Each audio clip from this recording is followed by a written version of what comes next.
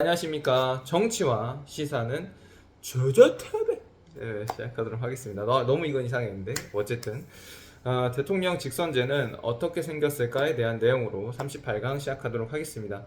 자, 여러분은 대통령 선거가 되면 투표소에 가서 직접 한 표를 행사를 하게 되죠. 그런데 대한민국이 처음부터 대통령을 직접 뽑았던 것은 아닙니다. 역사 속에서는 대통령을 국민이 직접 뽑지 않았던 시기도 있었습니다. 오늘날 대통령 직선제가 어떻게 생겨나고 왜 중요한지 알아보도록 하겠습니다. 그러면은 바로 전 강의 보시면은 알 수 있습니다. 대통령 직선제가 언제 생겼는지. 자, 그럼 대통령은 어떻게 뽑을까요? 대통령을 선출하는 방법은 크게 두 가지가 있습니다. 첫 번째, 직선제입니다. 직선제는 국민이 직접 대통령에게 투표하는 방식입니다. 현재 대한민국이 사용하고 있는 제도고요.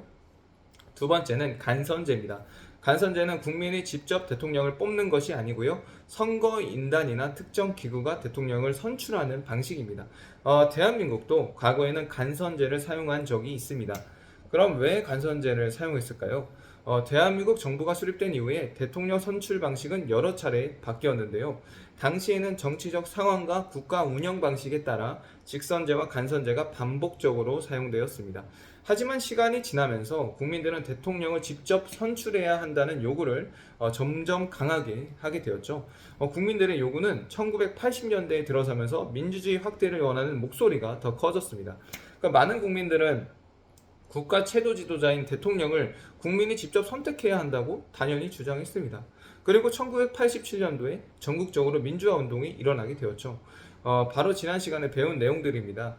6.29 선언, 1987년 6월에 국민들의 민주화 요구가 커지면서 정부는 직선제 개헌을 받아들이게 되었고요. 이를 직선제 개헌이라고 하겠죠. 이후 헌법이 개정되었고 대통령 직선제가 도입이 되었습니다.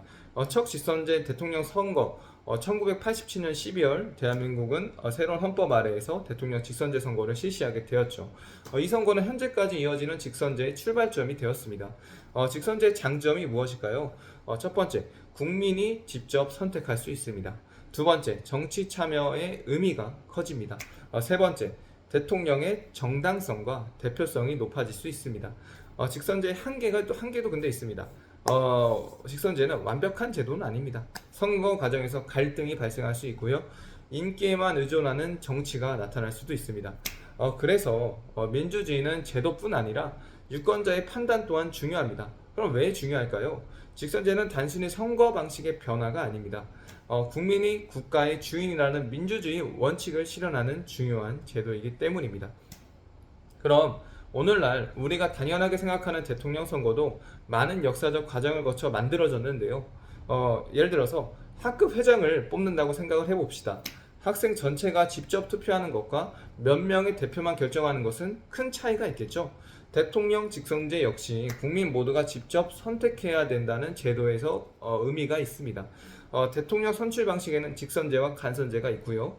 대한민국은 과거 간선제, 대표들만 이렇게 하던가 기구, 선거 이렇게 해가지고 그렇게 하는 시기가 있었습니다. 근데 1987년 6월 민주항쟁 이후에 직선제가 도입이 되었고요. 현재 대한민국은 국민이 직접 대통령을 선출하는 직선제를 운영하고 있습니다.